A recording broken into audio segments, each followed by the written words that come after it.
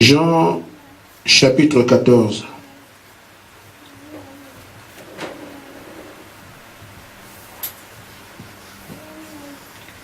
Verset 2. Il y a plusieurs demeures dans la maison de mon Père. Si cela n'était pas, je vous l'aurais pas dit.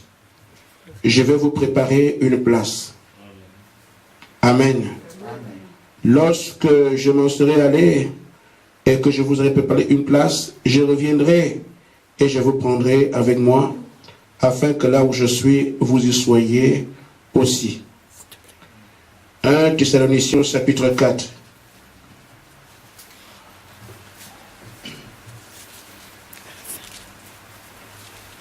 Versets 16 à 18.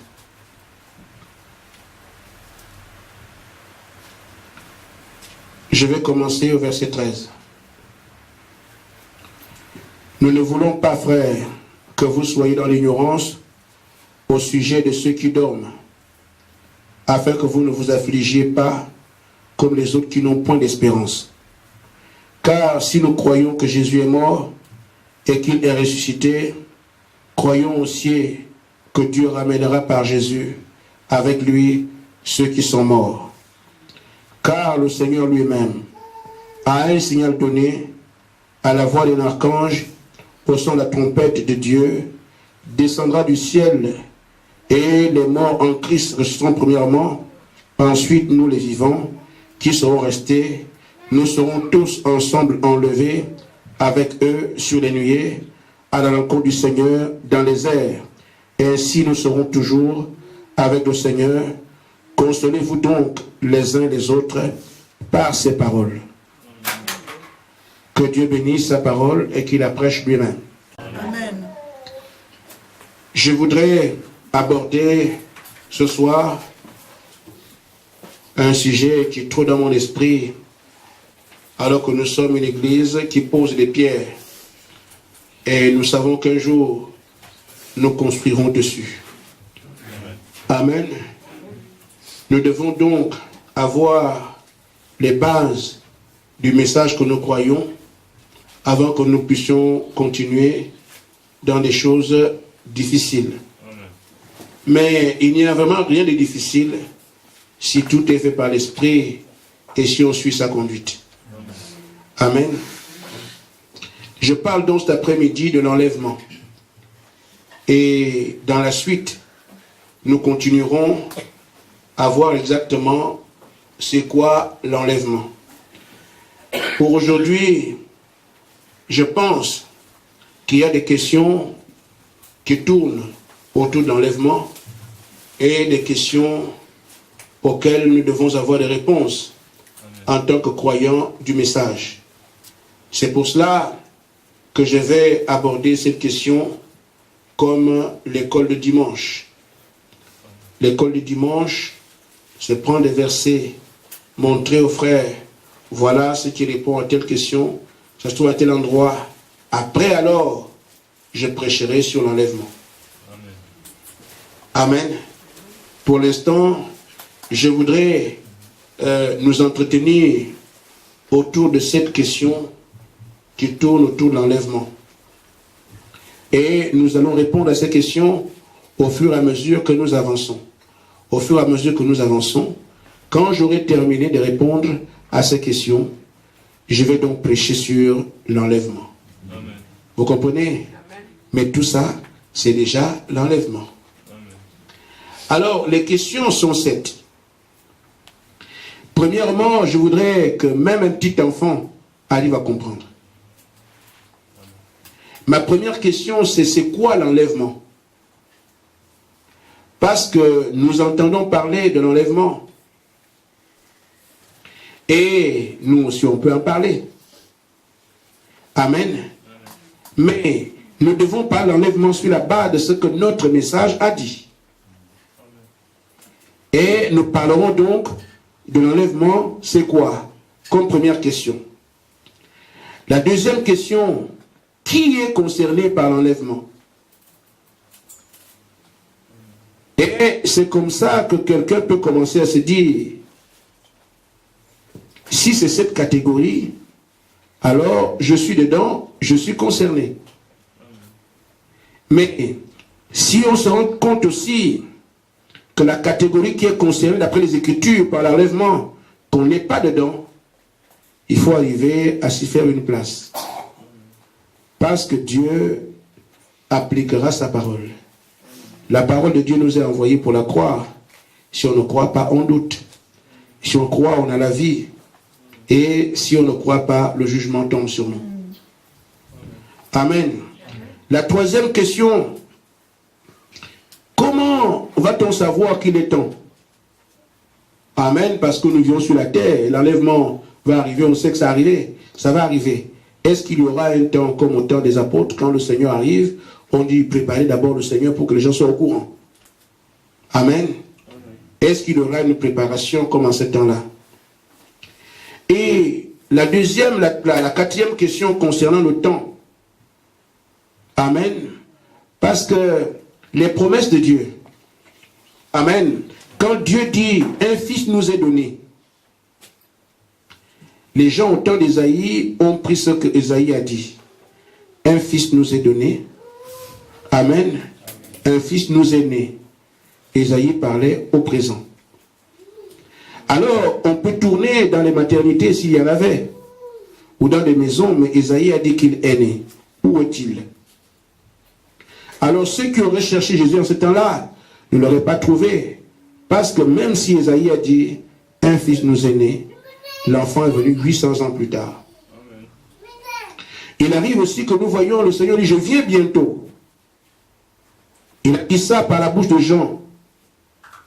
Le Seigneur vient bientôt. Mais après avoir dit bientôt, nous sommes aujourd'hui en 2014. Amen. Alors, le croyant qui s'attend à l'enlèvement doit donc avoir des repères. L'enlèvement aura lieu quand?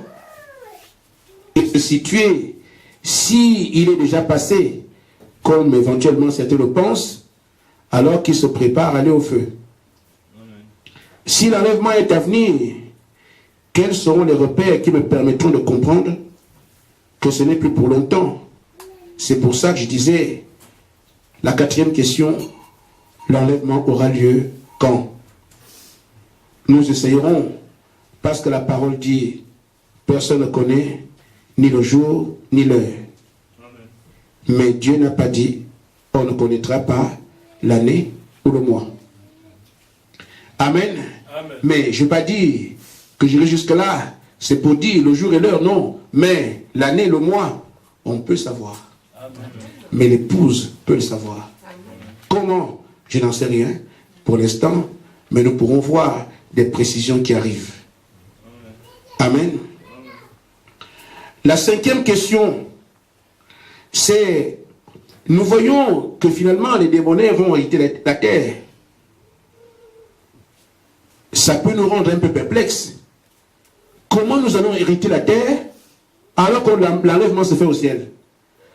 Vous voyez, le Seigneur descend. Amen. Il monte avec nous. Mais l'héritage de la terre, ça n'a plus de sens. Et en dehors de ça, il est dit dans l'Apocalypse 10 que le Seigneur viendra régner encore 1000 ans sur la terre. Mais nous, on va dans l'enlèvement. On revient encore sur la terre.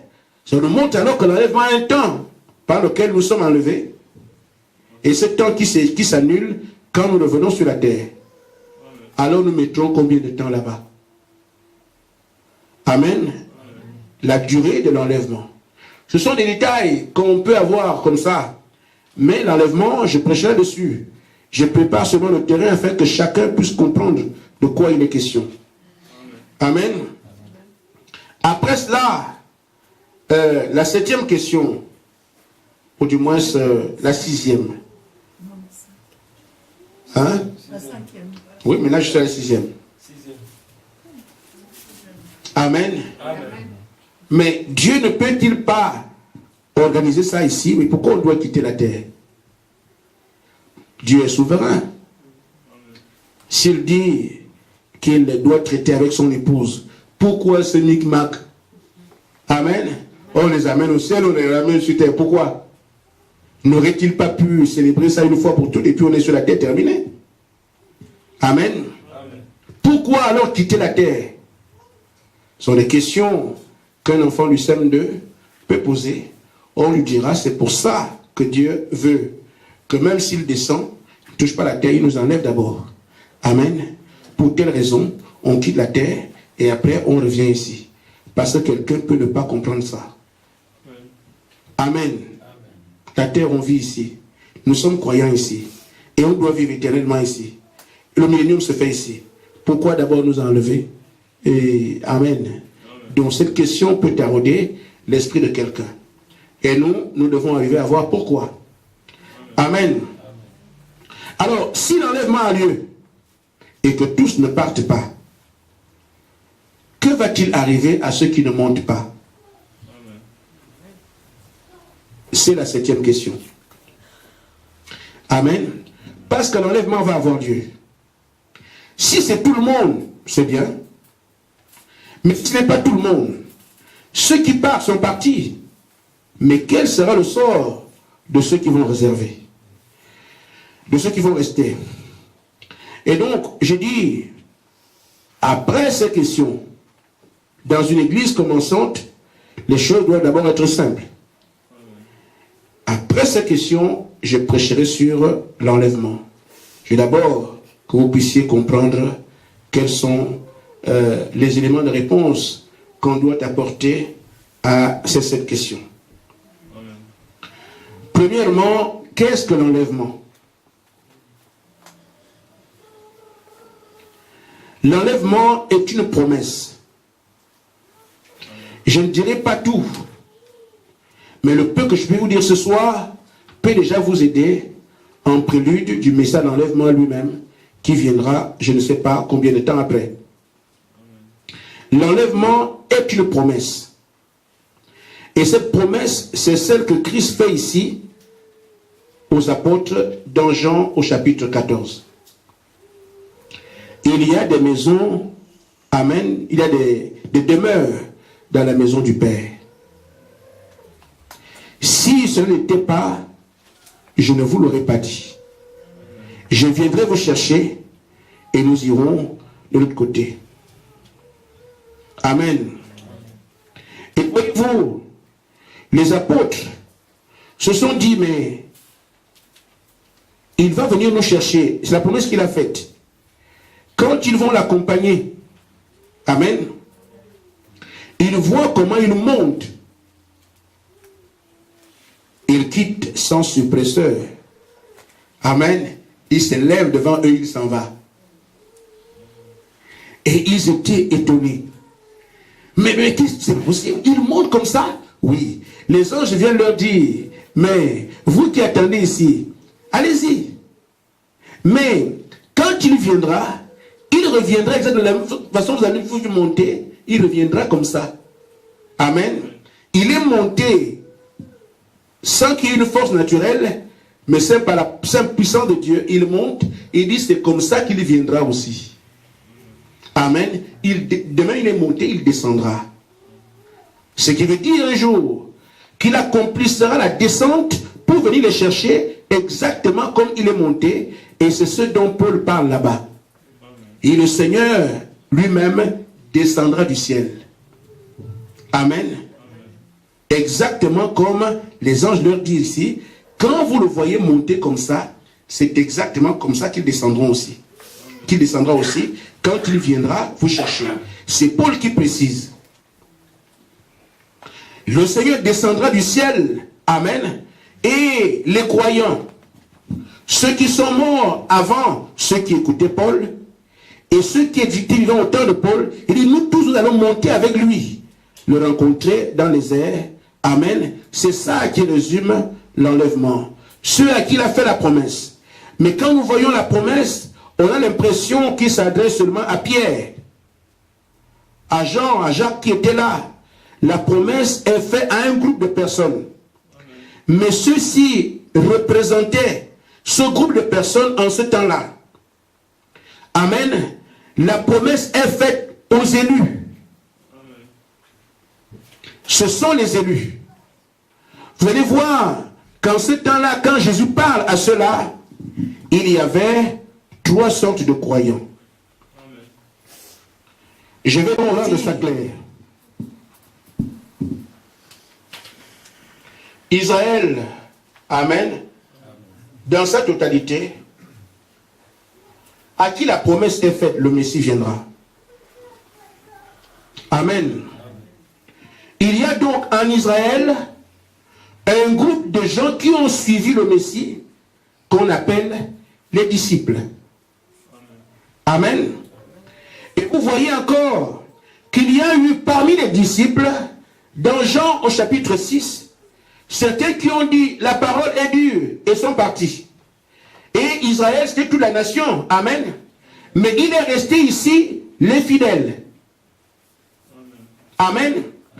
Quand Jésus fait la promesse ici, la promesse de l'enlèvement, il l'a fait à ceux qui lui sont restés fidèles. Amen. Mais il y avait Israël qui avait la promesse de la vie quand le Messie viendra. Il y avait aussi beaucoup en nom d'Israël qui ont suivi le Seigneur. Un disciple veut dire quelqu'un qui reçoit l'enseignement d'un maître. Amen. Et tous l'appelaient maître, maître, maître. Amen. Mais dans Jean chapitre 6, quand il dit mangez ma chair, buvez mon sang, amen, certains ont dit qui peut supporter cette parole? Ses disciples. Plusieurs se sont retirés. Mais la promesse d'enlèvement ne concerne plus ceux qui sont partis. Ils viennent par eux-mêmes de le renier. Et ceux qui ont refusé son enseignement, qui ne sont pas devenus disciples, sont restés avec les pharisiens, les sadducéens, les scribes. Automatiquement, ils sont exclus depuis là. Amen. Voyez-vous que ceux qui sont restés, pharisiens, sadducéens, hérodiens, scribes, ici, tout ce groupe-là, s'est exclu du message de Jésus parce qu'ils n'ont pas cru. Amen. La promesse ne concerne pas.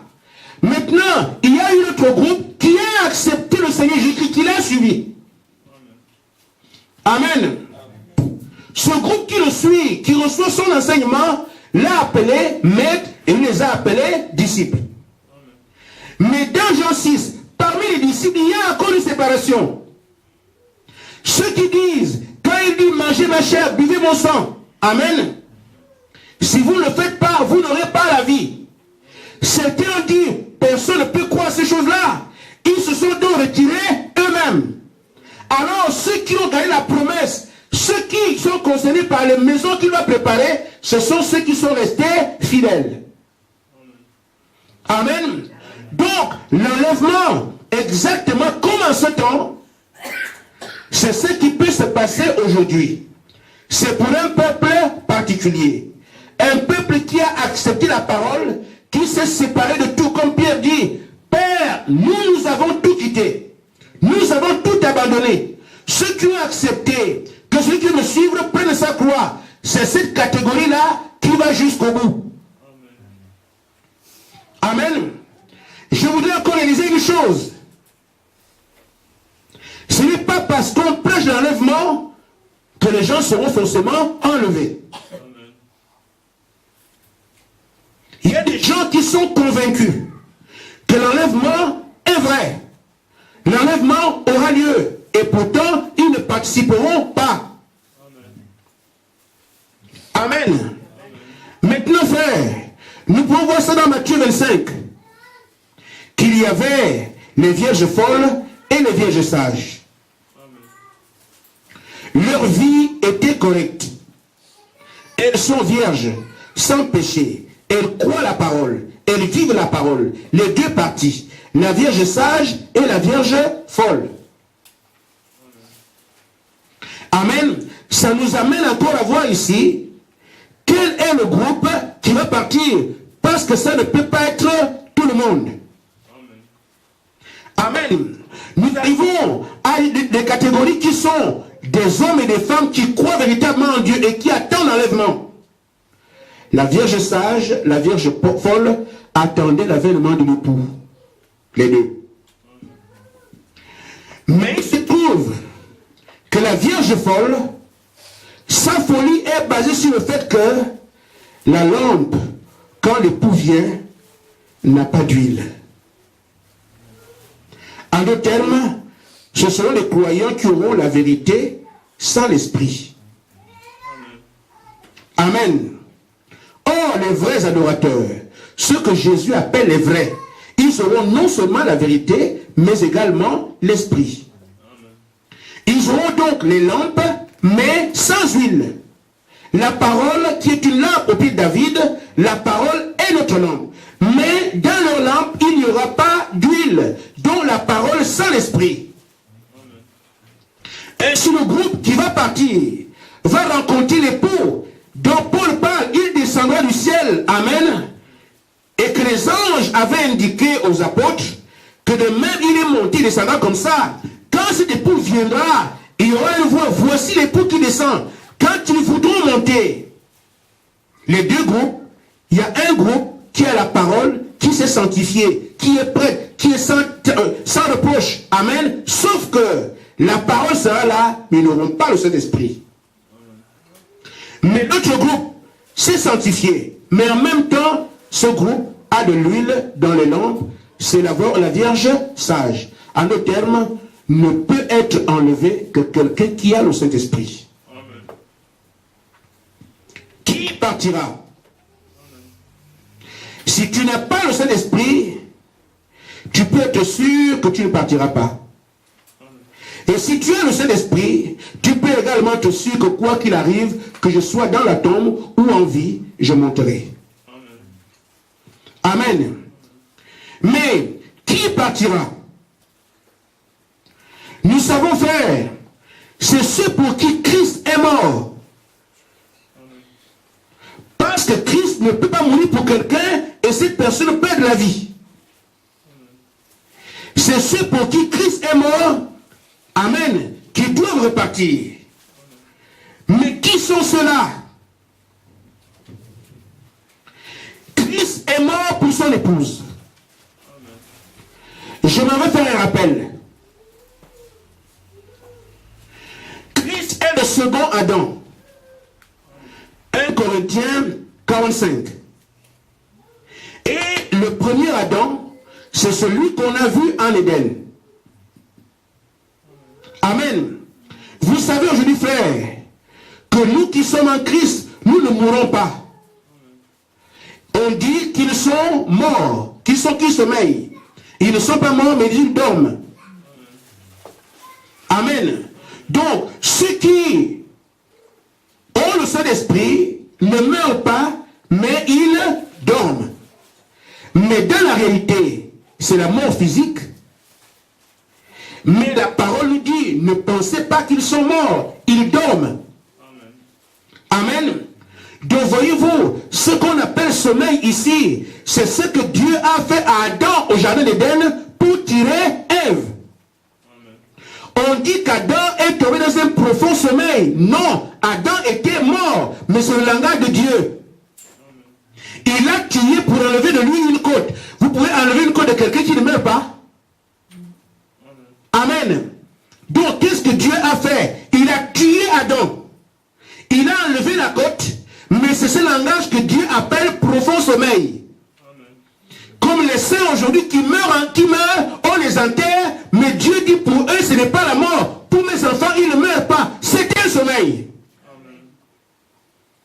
Amen. Amen. Et pourtant, on met dans les cercueils, on enterre, même si on ferme le trou, Dieu dit que lui n'est pas mort, il dort. C'est ce langage divin. Parce que Dieu sait, la véritable mort c'est quoi? C'est la séparation éternelle d'avec Dieu. Donc quand il tue Adam là-bas, Adam n'était pas séparé de lui. Il savait qu'il le ramenait à la vie. On dit alors Adam était plongé dans un profond sommeil. Et quand il a fait, qu'est-ce qu'il a fait? Il a pris la côte d'Adam. Il a formé Ève. En d'autres termes, si Adam était mort, c'est pour que Ève paraisse. Amen. Amen. C'est la même chose avec le second Adam. Amen. Le second Adam aussi est monté à la croix pour mourir. Quand il est mort, la lance romaine a touché la côte. Et quand la côte a été touchée, il est sorti l'eau, le sang. Ensuite, il a remis l'esprit. Les toits qui donnent la vie. Une naissance se fait en 3 phases. L'eau sort d'abord, le sang vient, ensuite vient la vie. Et c'était là à la croix quand la lance a laissé la tête, les pieds et tout le reste, a touché la côte de Jésus-Christ, c'est là que l'épouse aussi est sortie. L'eau, le sang, ensuite il remet l'esprit. Amen. En deux termes, quand Jésus-Christ mourait là, c'était un profond sommeil qui permettait à l'épouse de sortir. Son Adam renouvelé qui est son église aujourd'hui. Amen. Christ n'est pas mort pour tout le monde, ne croyez pas cela. De même, le premier Adam est mort pour son épouse, de même le second Adam mort pour son épouse. Prouvons par les Écritures. Ephésiens 5.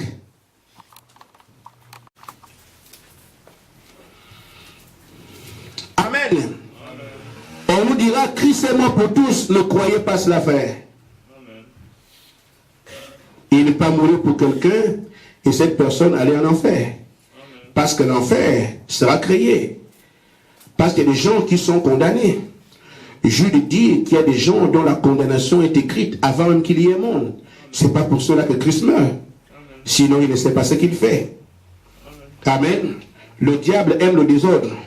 C'est pour ça qu'il sème la confusion. Maintenant, frère, Ephésiens 5, lisons à partir du verset 22. Femmes, soyez soumises à vos maris comme au Seigneur. Car le mari est le chef de la femme, comme Christ est le chef de l'Église. Amen. Qui est son corps, dont il est le sauveur. Christ est le chef de qui? De l'Église. C'est cette Église qui est son corps. Et il n'est que le sauveur de l'Église, pas de tout le monde. Amen. Or, de même que l'Église est soumise à Christ, femmes, les femmes doivent aussi être soumises à leur mari en toutes choses. Marie, aimez vos femmes comme Christ a aimé l'Église et s'est livré lui-même pour elle. Christ ne s'est livré que pour l'Église. Amen. Vous comprenez ça? Amen. Donc, Christ ne s'est livré que pour son Église. De même, Adam n'a été pour le sommeil là-bas que pour Ève. De même, Christ a été crucifié pour son Église, pas pour tout le monde. Maintenant, si tu ne fais pas partie de cette Église-là, tu ne peux pas être enlevé. Il n'y a rien que tu puisses faire. Il dit, Marie, verset 25, aimez vos femmes comme Christ a aimé l'Église et s'est livré lui-même pour elle. Pourquoi? Afin de la sanctifier par la parole. Après l'avoir purifiée par le baptême d'eau. Afin de faire paraître devant lui une église glorieuse, sans tache ni rien de semblable, mais sainte et irréprochable. Amen. Donc Christ est mort pour qu'il y ait une église comme ça. Amen. Si quelqu'un ne mène pas cette vie de l'évangile, parce que nous apprenons que parfois même les hommes de Dieu disent qu'on ne peut pas être parfait. Ce n'est pas possible. Jésus a dit, soyez parfaits comme votre Père Céleste est parfait. Amen. Parce que l'Église doit l'Église parfaite. Amen. Pourquoi? Parce qu'elle doit recevoir la parole parfaite. Amen. Et donc, Christ est mort, pas pour toutes les églises. Amen. Amen. Amen.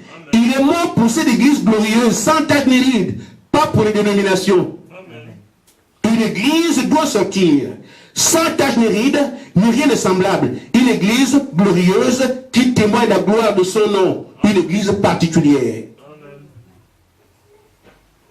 Amen. Amen. C'est donc cette église qui est son épouse qui participe à l'enlèvement.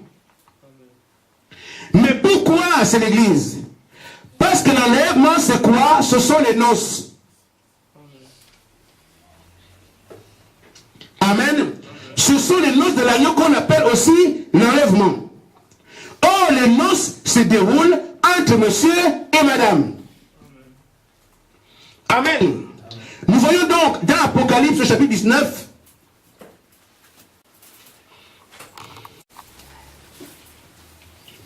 Amen. Verset 7.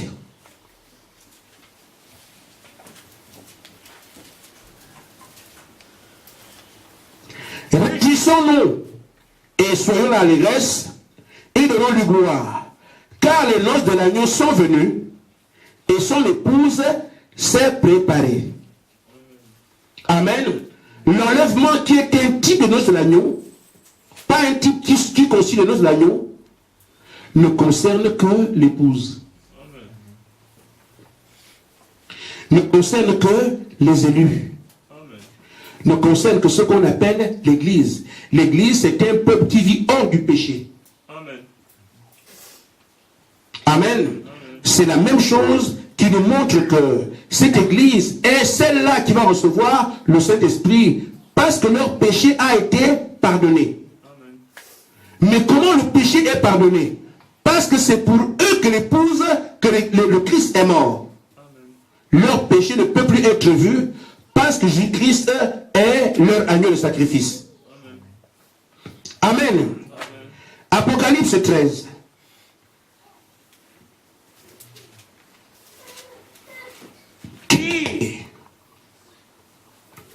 Je crois que nous sommes déjà à qui seront enlevés, je pense. Amen. Deuxième question. Voilà, c'est pour qui? À moins que je l'ai anticipé. Nous sommes en train de voir qui va participer. Amen. Alors, Apocalypse 13, verset 7 à 8. Il fut donné de faire la guerre aux saints et de les vaincre. Il lui fut donné autorité sur toute tribu, tout peuple, toute langue et toute nation. Tous les habitants de la terre l'adoreront, ceux dont le nom n'a pas été écrit dès la fondation du monde, dans le livre de vie de l'agneau qui a été immolé. Si quelqu'un a des oreilles, qu'il entende. Amen. Nous voyons ici, frères, que la bête va se faire adorer. Et l'image de la bête aussi. Une bête est une puissance, et nous en avons parlé en signifiant l'Église catholique romaine comme étant la bête qui s'oppose toujours. Les Romains, c'est leur rôle. Amen. S'opposer à la parole. L'image de la bête, c'est l'Amérique avec son système évangélique. Ce sont ces deux systèmes qui feront en sorte que, par l'écuménisme, que la terre entière, parce que la ruse qui arrive, c'est quoi? Nous avons le même Dieu. Nous servons le même Dieu. Que vous soyez catholique, protestant, musulman, je ne sais pas qui, nous servons le même Dieu. Cela a commencé, ça fait beaucoup de décennies. Et c'est ce qui va envahir la terre. Le plus grand mensonge que le diable n'ait fait gober à l'homme, c'est celui-là. Amen. Dieu dit dans sa parole, dans Jean 14, 15, si vous m'aimez, gardez mes commandements. Amen. Et les commandements de Dieu consistent en sa parole. Maintenant, on va garder lesquels? Ceux des catholiques, qui croient que Marie est Dieu, alors que l'œcuménisme bat son plein, et que dedans, il y en a qui disent que non, ça ne peut pas être vrai. Luther a commencé à dénoncer ça dans les années 1400. Amen. Alors, nous croirons alors ce que l'islam dit, que Jésus n'est qu'un Messie. Jésus, il semble bien qu'on raconte qu'on a remplacé son corps. Les histoires comme ça, alors que les pentecôtistes témoignent que Jésus-Christ est Seigneur. On prendra quoi? Amen. Amen. Si les adventistes du 7e jour se réclament en disant que le sabbat c'est le samedi. Amen. Et que les vrais pentecôtistes savent que le sabbat c'est le Saint-Esprit. On prend quoi? Voyez-vous que c'est un bouillon de culture dans lequel on plantera le monde entier. Et on appellera ça tolérance. Si l'autre croit ça comme ça, tu dois comprendre, il faut tolérer. Amen. Si l'autre voit ça comme ça, il faut comprendre, il faut tolérer. Amen. Or, l'église qui est attendue, c'est l'épouse sans tache ni ride. Qu'est-ce qui rend l'épouse parfaite? C'est la parole parfaite. Amen. C'est pour ça que d'âge en âge, les premiers messagers disaient à ceux qui croyaient en eux d'être des épîtres vivants, la parole faite chair. Amen. Ils devaient s'aligner exactement sur ce que Dieu a dit. Et Paul disait à ceux qui croient à son message dans 1 Corinthiens 15 au verset 2.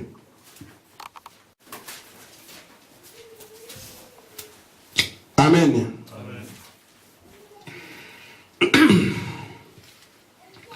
1 Corinthiens chapitre 15.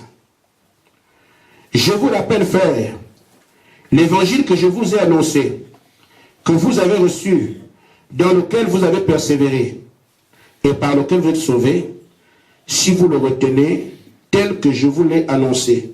Autrement, vous auriez cru en vain. Amen. Amen. Donc, l'apôtre Paul ici tire la sonnette d'alarme en disant, mes frères, je vous le rappelle, je vous ai annoncé un certain évangile. Je reconnais que vous l'avez reçu. Amen. Je sais aussi que vous êtes sauvés par cet évangile. Mais si vous le retenez tel que je vous l'ai annoncé, autrement, vous auriez cru en vain. Amen. Donc, beaucoup de croyants qui ne retiendront pas l'évangile tel que les apôtres l'ont prêché vont croire, mais pour rien. Et c'est ça le rôle de l'écuménisme. Amen. Vous faire croire que Jésus est un simple prophète, que Mahomet est un prophète comme Jésus. Les gens l'accepteront et commencent à l'accepter. Or, les apôtres ont dit, Colossiens 2:8 dit que la plénitude de la divinité a habité en Christ. C'était Dieu devenu un homme. Amen. Les apôtres ont dit, au commencement était la parole, ces gens. La parole, Amen, est devenue chair. À le terme, la parole qui était au commencement avec Dieu, qui était Dieu, Dieu est devenu un être humain. Amen. Dans 1 Jean 5:20, il est écrit que le véritable Dieu et le seul Dieu, c'est le Seigneur Jésus-Christ. Dans 1 Timothée 3:16, il est écrit qu'il a été adoré par les anges et les hommes. C'est le mystère de Dieu. Amen. Dieu s'est manifesté en chair. Amen. Mais quand nous allons dans l'écuménisme, nous brisons tout cela pour satisfaire. Et on appellera ça la tolérance. Et l'apôtre Paul dit encore dans Galates 1:8, même si un ange vient du ciel, s'il vous dit autre chose que ce que nous avons enseigné, cet ange qu'il soit anathème. Amen. Mais il dit ça à qui? Aux élus. Amen. À ceux qu'il appelle dans Éphésiens 1 les prédestinés. Amen. Il y a des gens qui ne croient même pas qu'il y a des prédestinés. Amen. Amen. Donc voyez-vous, ce sont ces gens-là qui constituent l'épouse. C'est pour ces gens-là que Christ est mort. Et c'est eux qui sont qualifiés à aller. Nous voyons donc, frère, qu'on le veuille ou pas, d'une manière directe ou indirecte. Jean dit dans Apocalypse 13 que toute la terre va adorer la bête. Amen. Je ne sais pas si quelqu'un peut dire mieux que ça. Amen. Dans Apocalypse 13 que nous avons vu. Avant que je n'y arrive, je reviens sur ce qu'on vient de dire par rapport à l'enseignement œcuménique. Parce que c'est à cela que cela aboutit. Dans Apocalypse 22, 18, 19, il est dit, n'ajoutez rien, ne retranchez rien. Vous gardez la parole telle qu'elle est. Amen. On accepte aujourd'hui que les femmes prêchent dans presque chaque congrégation. Même les catholiques investissent maintenant des femmes prêtres. Amen. Amen. Maintenant, dans 1 Timothée 2, il est dit, je ne permets pas à la femme d'enseigner. Amen. Et on fait des petits trafics du genre, les femmes sont allées à la tombe et sont venues. Mais les ministères ne se ramassent pas dans les tombes. Amen. Les ministères sont des dons de Dieu, manifestés par Dieu au moyen du Saint-Esprit. Avant que les apôtres ne reçoivent le Saint-Esprit, ils n'ont aucune capacité à prêcher. Amen. Dans Acte 1:8, Jésus dit, une puissance viendra sur vous. Alors vous serez mes témoins. Avant que cette puissance ne vienne, vous ne pouvez pas témoigner de Jésus-Christ. Mais on dit aux gens, les femmes sont allées à la tombe, et à la femme samaritaine qui allait parler. Mes frères, le diable jette la confusion entre rendre un témoignage et aller prêcher la parole. Beaucoup de femmes, de sœurs sont guéries ici. Beaucoup de frères en témoignage qui sont bénis ici. C'est la prédication, ça. Amen. La prédication vient par le Saint-Esprit. Quand les apôtres ont reçu le Saint-Esprit, il leur avait dit: allez par le monde, prêcher la bonne nouvelle à toute la création. La commission a été donnée. Mais il leur a aussi dit d'attendre. Amen. Attendre quoi? Que le Saint-Esprit vienne sur eux. Et une fois qu'ils ont le Saint-Esprit, maintenant ils remplissent leur ministère. En réalité, les actes des apôtres ne sont pas les actes des apôtres.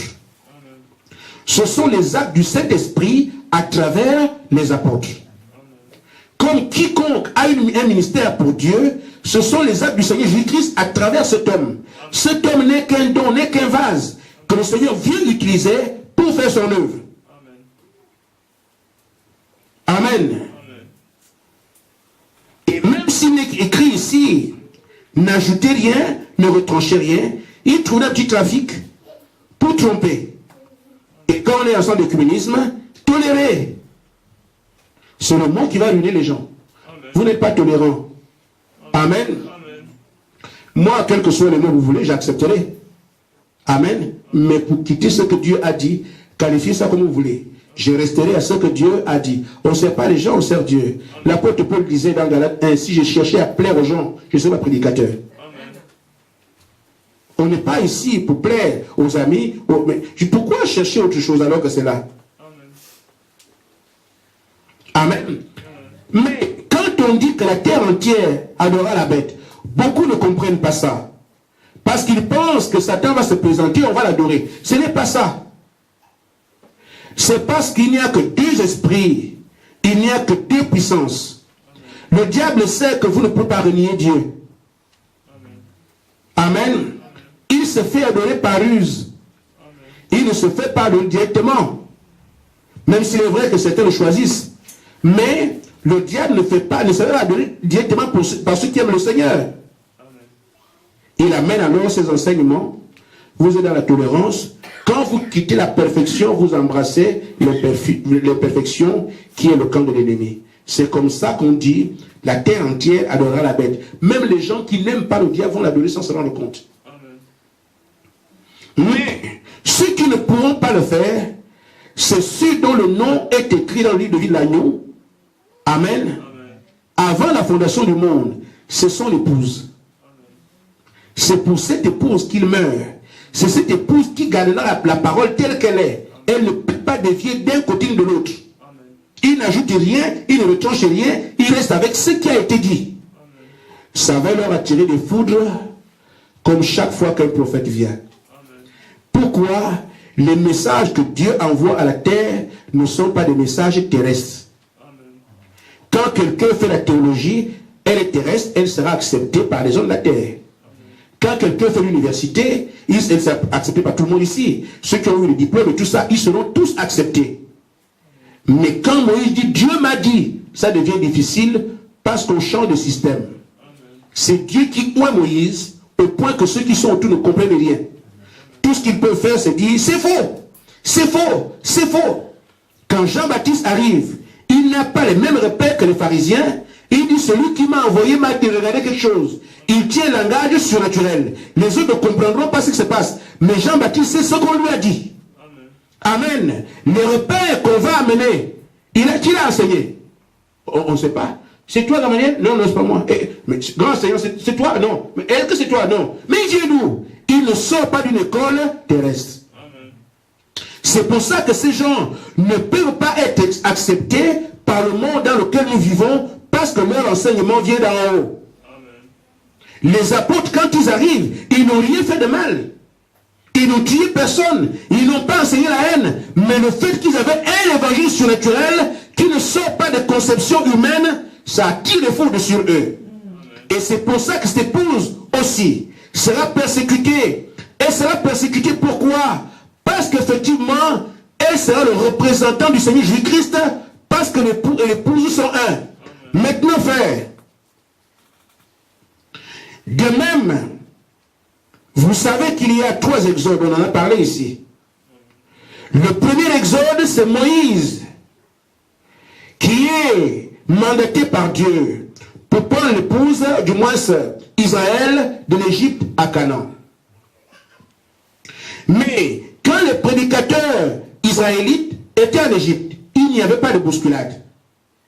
Amen. Amen.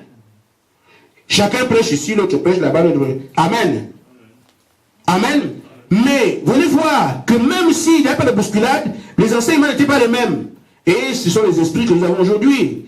Quand les enseignements ne sont pas les mêmes, on ne se fréquente pas, même s'il n'y a pas de guerre. Mais on sait que toi tu es là-bas, moi je suis ici. La tolérance qu'on dit. J'accepte mon frère, mais je ne parle pas avec lui. Amen. Mais une fois que Moïse arrive avec la parole de Dieu vrai, l'écuménisme naît. Mettons-nous ensemble pour combattre Moïse. Amen. Amen. C'est le premier écuménisme. Le deuxième écuménisme est né avec le Seigneur Jésus-Christ. Les pharisiens, les sadducéens, les scribes se connaissent les uns les autres. Mais quand le Messie est arrivé, ils se sont mis ensemble pour combattre la parole. Crucifiez-le, crucifiez-le. Amen.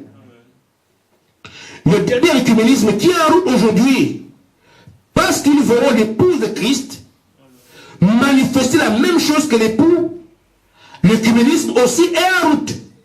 Parce qu'elle doit combattre cette église glorieuse, sans tache ni ride, qui restera avec la parole, qui dira que les femmes ne prêchent pas, qui dira que on doit se marier pour être pasteur, qui va dire, vous devez recevoir le Saint-Esprit avant de travailler dans l'église. C'est cette église-là qui sera combattue, condamnée, et pourtant, elle marche exactement comme Paul dit. Je suis accusé d'être sectaire. Ce sont eux qui appellent ma voix une secte. Mais moi, je marche en appliquant tout ce que la parole dit. Acte 24, 14. Donc, c'est cette église glorieuse qui aujourd'hui est en route, qui est détaillée dans le monde entier. Partout, les élus sont appelés à prêcher, parce qu'il n'y a qu'un élu pour combattre, pour condamner un autre, pour conduire un autre. Et le reste ne fait que dans la condamnation. Ceux dont le nom n'a pas été écrit en livre de vie seront obligés d'adorer la bête. Mais l'épouse, elle ne le fera jamais. C'est cette épouse qui est seule candidate à l'enlèvement. Prochainement, nous verrons comment l'épouse se préparera. Que Dieu vous bénisse. Amen.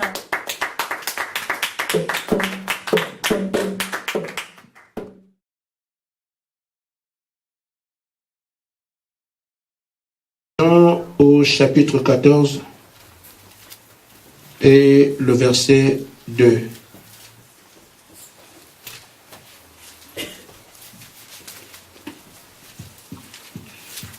Il y a plusieurs demeures dans la maison de mon Père. Si cela n'était pas, je vous l'aurais dit. Je vais vous préparer une place. Lorsque je m'en serai allé et que je vous aurai préparé une place, je reviendrai et je vous prendrai avec moi, afin que là où je suis, vous soyez aussi. Amen. Amen. Nous prenons 1 Thessaloniciens chapitre 4.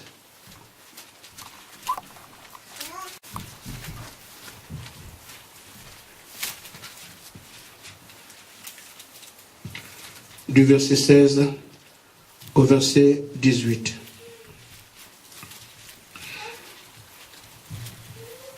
Commençons surtout au verset 13 pour que ça soit plus clair. Ne voulons pas, frères, que vous soyez dans l'ignorance au sujet de ceux qui dorment, afin que vous ne vous affligiez pas comme les autres qui n'ont point d'espérance. Car si nous croyons que Jésus est mort, qu'il est ressuscité, croyons aussi que Dieu ramènera par Jésus avec lui ceux qui sont morts.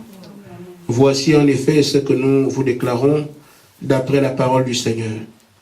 Nous les vivants, restez pour l'avènement du Seigneur, nous ne dévancerons pas ceux qui sont morts, car le Seigneur lui-même a un signal donné à la voix d'un archange, au son de la trompette de Dieu, descendra du ciel, et les morts en Christ sont premièrement. Ensuite, nous, les vivants, qui seront restés, nous serons tous ensemble enlevés avec eux sur les nuées, à la rencontre du Seigneur dans les airs. Et ainsi, nous serons toujours avec le Seigneur. Amen. Que Dieu bénisse sa parole. Amen. Alors, je disais, je dois prêcher sur l'enlèvement. Et je n'ai pas envie, au regard des consignes qui nous sont données, d'aller directement à ce sujet, alors que l'Église est encore au lait. C'est pour ça que je me suis permis, comptant sur la grâce du Seigneur, de répondre d'abord à cette question sur l'enlèvement. Je prêche donc ce matin encore sur les 7 questions sur l'enlèvement. Après, je prêcherai l'enlèvement. Et jeudi dernier, nous avons vu les 2 premières questions et je pense que les réponses nous ont été apportées parce que je prends ça comme un enseignement et aller comme l'école de dimanche où tout doit être prouvé par les Écritures. Après cela, je prêcherai sur l'enlèvement, sachant que les bases sont déjà posées. Amen. Les questions sur lesquelles nous travaillons sont les suivantes. C'est quoi l'enlèvement? Nous avons répondu à cette question et nous savons que l'enlèvement, c'est Christ qui prend son épouse pour célébrer les noces de l'agneau. Amen.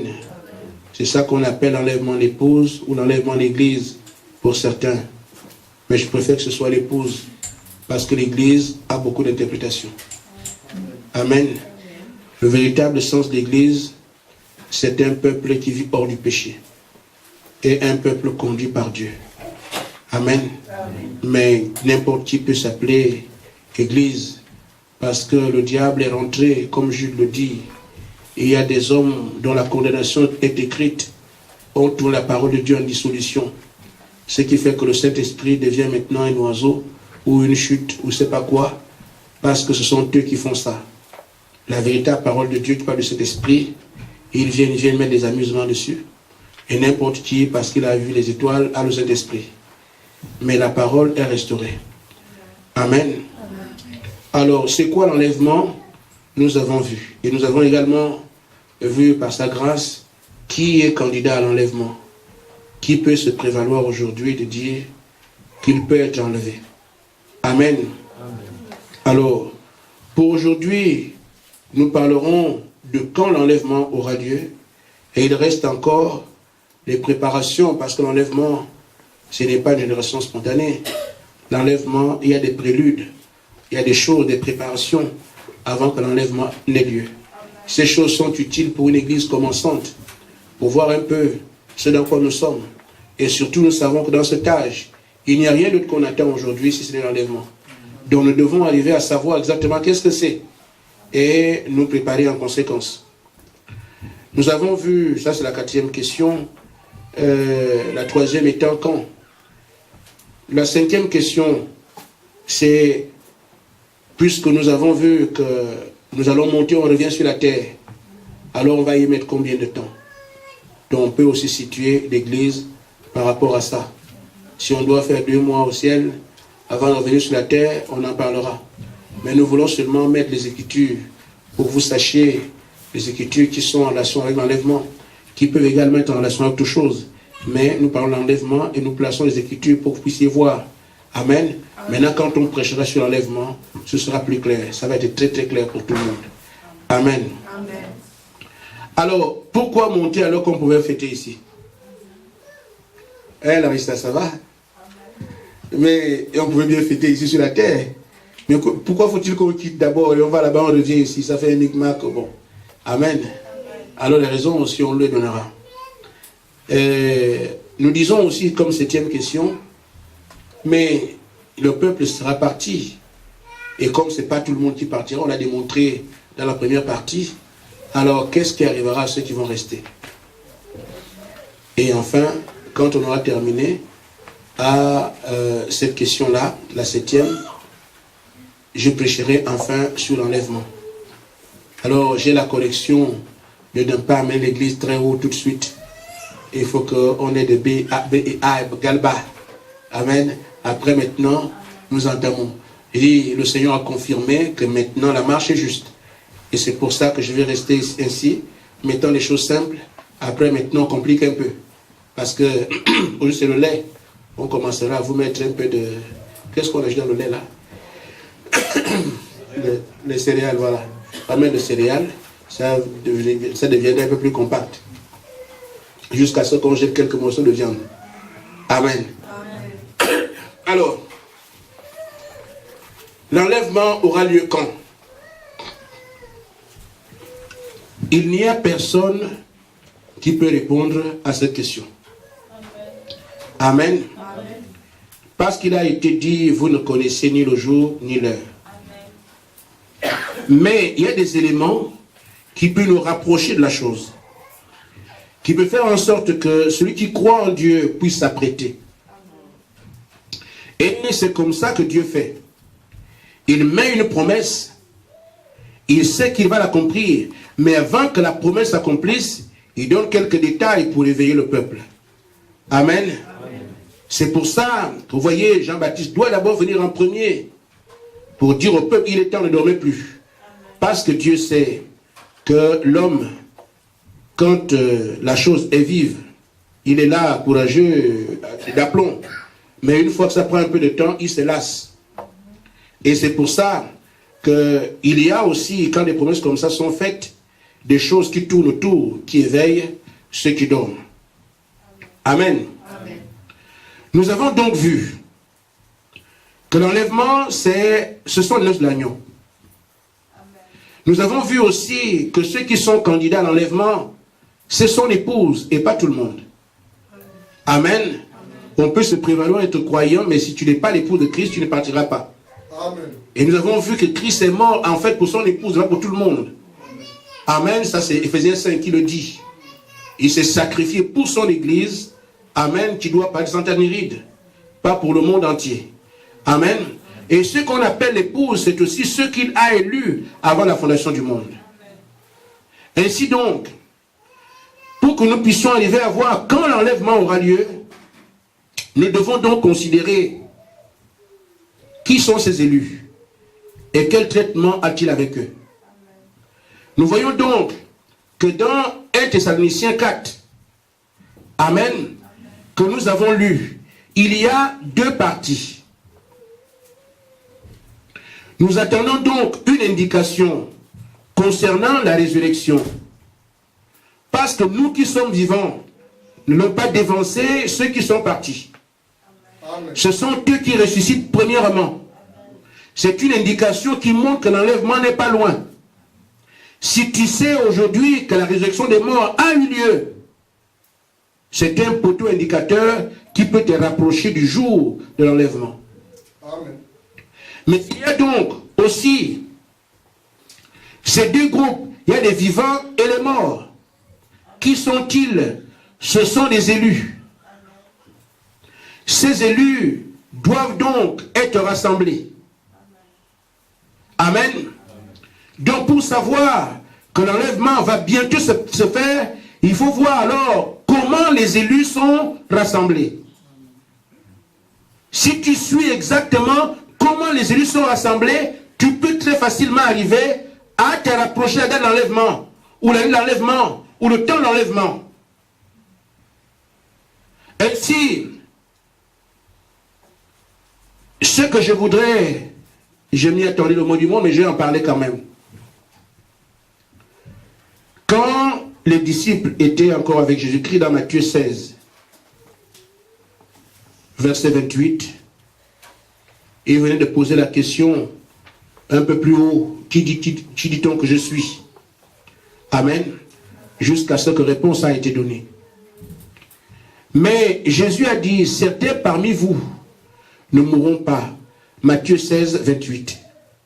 Certains parmi vous ne mourront pas sans voir le Fils de l'homme arriver dans son règne. Amen.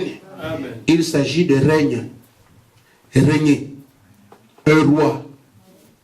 Amen. Or, cette écriture qu'il a donnée là, Jésus ne règne pas encore aujourd'hui. Jésus règne dans le millénium. Quand il y aura 1000 ans de paix. Mais, dans Matthieu chapitre 17, ce dont il a parlé, que certains parmi vous ne mourront pas sans voir en vision, pas vivre l'événement, mais voir. Dans Matthieu 17, cette écriture s'est accomplie. Parce que Jésus est monté sur ce qu'on appelle aujourd'hui la montagne de transfiguration. Avec Jean, avec Jacques, avec Pierre. Et c'est là donc qu'ils ont vu Jésus-Christ venir. Amen. Dans une tunique tout à fait resplendissante, blanche. Et à côté de lui, il y avait Élie. À côté de lui, il y avait Moïse. C'est là qu'il montre la vision première de comment il va régner. Amen. En termes de représentation. Il y a l'époux qui est là. Et Élie représente la partie qui va au ciel sans connaître la mort. Amen. Amen. Et Moïse représente la partie qui va au ciel après avoir été enterré. Amen. Ce sont donc ces deux parties dont Paul parle là-bas. Dans 1 Thessaloniciens 4, il dit, les morts en Christ et les vivants monteront ensemble. Et les tours les retrouvent. Le Seigneur, les morts et les vivants ensemble. Amen. Exactement comme on a montré à Pierre. Le Seigneur lui-même, le représentant des morts Moïse. Le Seigneur lui-même, le représentant de ceux qui montent, étant vivant Élie. C'est sur ces deux groupes-là que le Seigneur doit régner. Parce que les deux constituent la reine. C'est avec ces deux qu'il va régner dans le millénium. Cela montre aussi quelque chose. Le millénium ne peut pas arriver avant qu'il y ait l'enlèvement. Amen. L'enlèvement commence d'abord. Après, le Seigneur vient régner avec les mêmes. Amen.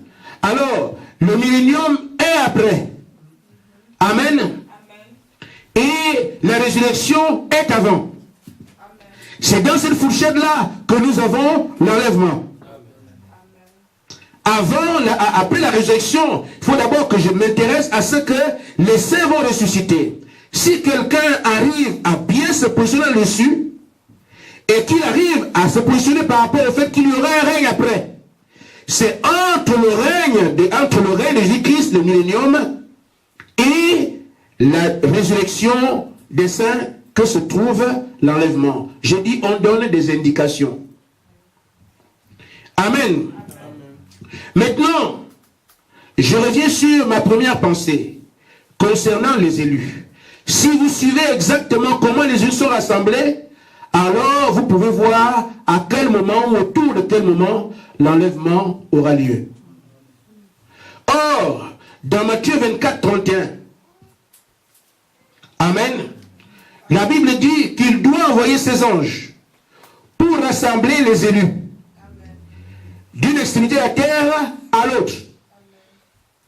Si j'ai réussi à suivre comment les élus sont rassemblés d'une extrémité de la terre à l'autre, alors, puisque ceux qui commencent ne peuvent pas aller avant que tout le monde soit rassemblé, ceux qui m'intéressent sont les derniers. Quand je vois alors comment les derniers sont rassemblés, alors c'est à ce moment que c'est après eux que l'enlèvement va avoir lieu. Amen. Mais ces anges ici qu'il va envoyer pour rassembler les élus ne sont que 7.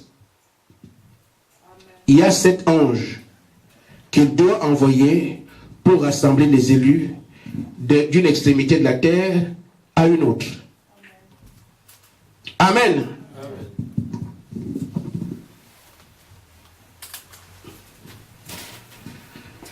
Ce sont des choses que vous savez à peu près. L'éclair part d'Orient se monte jusqu'en Occident, tel c'est l'avènement du Fils de l'homme. Or, en réalité, le Fils de l'homme, c'est lui qui sélectionne son épouse. Amen. Donc, les 7, j'imagine bien que c'est ça. Donc, ce sont ces 7 anges-là, à partir de l'Est. Amen. Dans le naturel, l'Ouest est ici, et l'Est est là. Amen. Non, l'Ouest, oui, c'est bien, donc je suis bien. Alors, voyez-vous, l'Est ici, jusqu'à l'Ouest. Donc, les anges prennent l'extrémité de la terre, celle-ci, jusqu'à l'autre là-bas. C'est comme ça que les élus seront rassemblés. Ces élus rassemblés de l'Est à l'Ouest, nous voyons ces anges. Qui sont ces anges?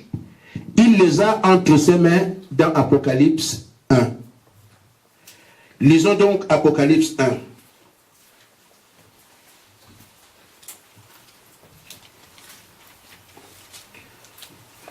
Ne perdez pas de vue Matthieu 24, 31. Nous lisons à partir du verset 12. Bon, verset 11.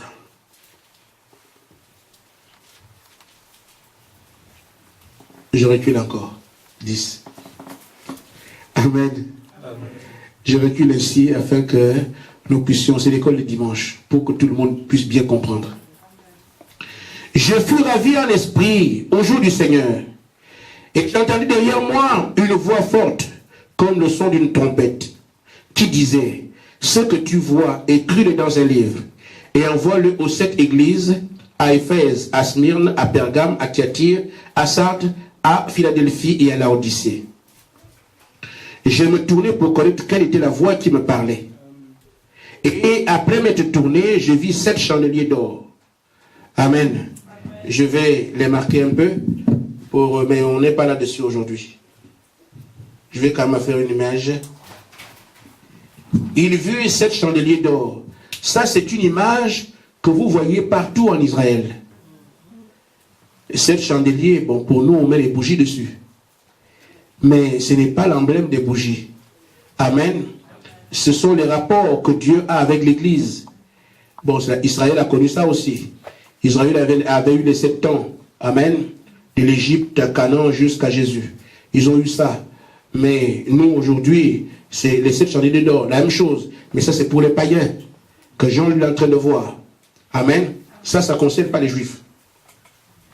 Alors, parce qu'en principe, Dieu est venu pour les Juifs. C'est eux qui étaient proposés à recevoir le salut. Dieu a marché avec eux aussi en 7 temps. Amen. On peut éventuellement les situer, je crois qu'on en a parlé ici.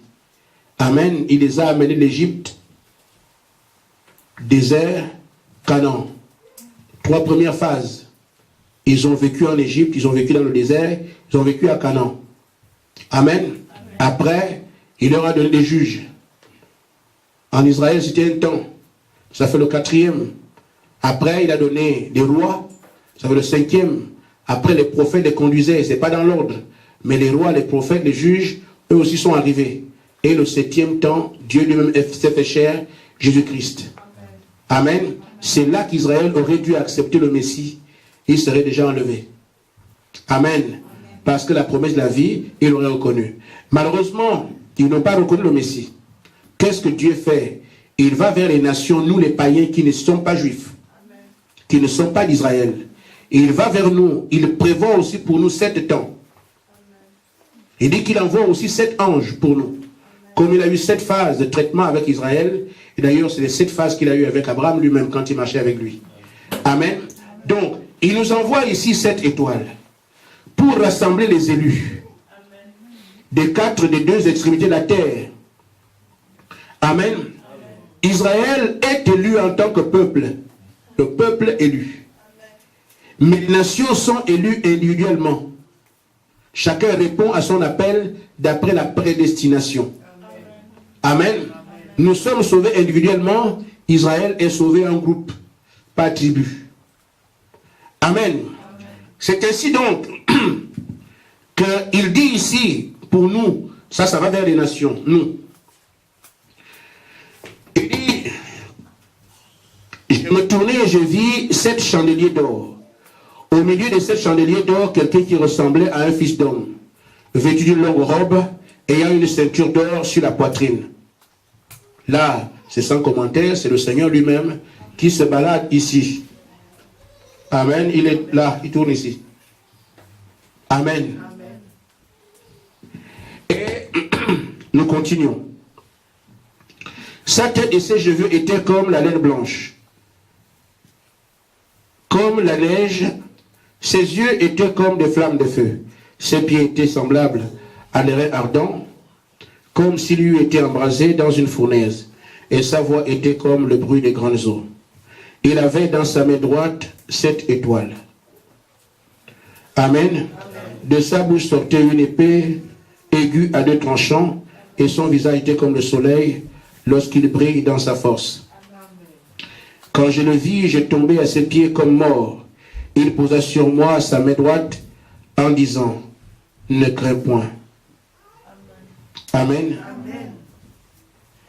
C'est quand même bizarre, non? Amen. La même main qui a des étoiles, c'est elle qu'on pose aussi sur Jean. Ça ne vous dit rien? Amen. Amen.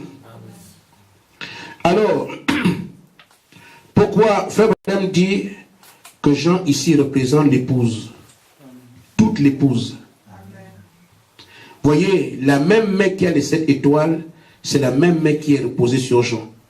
En fait, tous les messages concernent l'épouse. Les 7 vont vers l'épouse. Jean représente l'épouse ici, et les 7 étoiles vont pour consoler l'épouse. Ne crains pas, lève-toi. Amen. Amen. Alors, nous voyons ici, quand je le vis, je tombais à ses pieds comme mort. Il posa sur moi sa main droite en disant, ne crains point, je suis le premier. Je vous ai dit, Jean représente quoi? L'épouse. Amen. Donc les 7 étoiles vont pour la consolation, l'épouse, son relèvement. Ici. Et nous verrons plus tard ce que Jésus-Christ fera avec Jean pour voir aussi le temps de l'enlèvement. Je suis vivant et j'étais mort, et voici je suis vivant au siècle des siècles. Je tiens les clés de la mort et du séjour des morts. Écris donc les choses que tu as vues et celles qui sont et celles qui arrivent, qui doivent arriver après elles. Le mystère des 7 étoiles que tu as vues dans ma main droite et les 7 chandeliers. Les 7 étoiles sont les anges que nous avons vus là-bas. Il enverra ces anges, mais le chiffre nous est précisé ici. Il enverra ces anges pour rassembler les élus de l'Est à l'Ouest. Mais nous avons ici le chiffre des anges, il y a 7. Amen. Et les 7 chandeliers d'or sont les 7 églises. Donc les 7 chandeliers d'or ici sont les 7 églises. Amen. C'est en fait un groupe de personnes. Parce que l'église c'est un peuple conduit par Dieu. L'église c'est un peuple qui vit hors du péché. Et nous nous souvenons que l'église Sainte-Anne-Néride, c'est celle-là qui est apte à monter. Donc, il y aura ici les 7 chandeliers d'or, ce sont les 7 églises. En nos termes, 7 groupes de personnes. Amen. Qui seront constitués d'âge en âge. Les 7 groupes seront assemblés par le premier ange, le premier groupe. Le deuxième groupe, amen, parce qu'ils vont vivre ce qui a été écrit sur eux. Leur rôle, c'est de rassembler les élus des 2 extrémités de la terre. Donc, celui qui vient, le qui vient ici dans l'âge de Smyrne, il rassemble les gens là. Donc, d'âge en âge, chaque étoile rassemble les élus.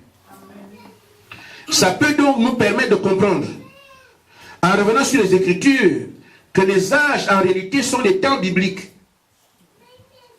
Amen. C'est pendant ces temps-là que les différents messagers vont rassembler les élus. Je n'ai pas les temps exacts, mais je pense que entre le début de la prédication jusqu'à 160, bon, pour ceux qui sont 110, je me donne une image. C'est en fait les gens qui ont vécu entre 53 et 170. C'est Paul qui était le messager, qui prêchait dans cet âge-là. Et tous les élus qui ont vécu dans cette période ont cru au message de Paul. Mais il ne peut pas vivre plus de 120 ans. Ils vont mourir. Amen. Et après maintenant, vous avez entre ici et là, je crois, j'ai dit 300. Je n'ai pas les chiffres, je vous donne des idées. Parce que j'ai les chiffres exacts, mais je ne prêche pas là-dessus aujourd'hui. Si j'avais prévu ça, je vous donne les chiffres exacts. Donc, entre 170 et 300, là, bon, il n'y a pas de 1900. De 0 à 53, c'est le travail que le Seigneur m'a fait dans 3 ans. Et Paul, lui, commence à prêcher vers 53. Amen. J'imagine bien, vérifiez les éléments, vous trouverez ça. Ce n'est pas le plus important. Le plus important, c'est ce que je vais montrer ici. Amen. Donc, les gens qui ont vécu entre 170 et 300 ont cru au message d'Irénée. Amen. Arrêtez vos téléphones. Donc, quand ils ont cru au message d'Irénée, c'est comme ça que Irénée, en son tour, rassemble les élus de son âge. Amen. Nous voyons aussi, jusqu'à ce qu'on arrive à la Odyssée. Le dernier âge. Amen. Qui part de 1906 jusqu'à l'enlèvement. Amen. L'étoile qui est ici rassemble quoi? Les élus. Nous avons donc fait le tour de l'an 0 jusqu'à l'an 1906. Et nous avons point jusqu'à l'enlèvement. Amen. Donc, les élus les anges, tels que la parole le dit, ils rassembleront les élus d'une extrémité de la terre à l'autre. Nous voyons bien que ces anges, qui sont les 7 messagers de l'Église, vont rassembler alors de l'âge d'Éphèse jusqu'à l'âge de la Odyssée. Amen. Mais remarquez, frère, tous ceux qui sont au cours de ces âges-là meurent. Parce qu'ils ne peuvent pas vivre plus de 120 ans. Donc ils meurent jusqu'à ce qu'on arrive à 1906. Ceux qui reçoivent encore le Saint-Esprit, les élus aujourd'hui, continuent à mourir. Ils reçoivent le Saint-Esprit, ils meurent. Des frères ce matin sont partis. Hier, il y en a qui sont partis. Ce soir, il y aura encore qui partiront. Mais ceux-là vont seulement retrouver ceux qui sont morts. Mais nous qui sommes encore vivants, si l'enlèvement se fait aujourd'hui, ils doivent d'abord ressusciter et nous retrouvent au monde. Amen. Donc, au jour d'aujourd'hui, pour fixer quand l'enlèvement aura lieu, nous savons déjà qu'il faut qu'on arrive, l'enlèvement n'a pas pu avoir lieu avant l'âge de la Odyssée. Ce n'est pas possible, parce que le dernier messager doit rassembler lui aussi sa part ici. Donc, si quelqu'un dit que l'enlèvement a déjà eu lieu, amen, je comprendrai mal. Ce n'est pas une écriture passée, c'est une écriture à venir. Donc, de 1906 jusqu'à ce que l'enlèvement ait lieu, amen, le travail de rassembler les élus est encore. Mais, à quelque chose près, il n'y a que 7 âges. Si je peux savoir quand l'enlèvement aura lieu, et qu'il n'y a pas un 8e âge, amen, je suis donc sûr que c'est dans mon âge, dans lequel je vis, que l'enlèvement forcément aura lieu. Amen. Parce qu'il n'y a pas un 8e âge, il n'y a que le 7e, c'est le dernier. Donc c'est dans cet âge-là que l'enlèvement doit avoir lieu. Et quand à la fin de cet âge, parce qu'avant que les jeunes soient rassemblés, il n'y aura pas d'enlèvement. C'est eux qui sont la condition de l'enlèvement. Lisons donc Apocalypse au chapitre 4.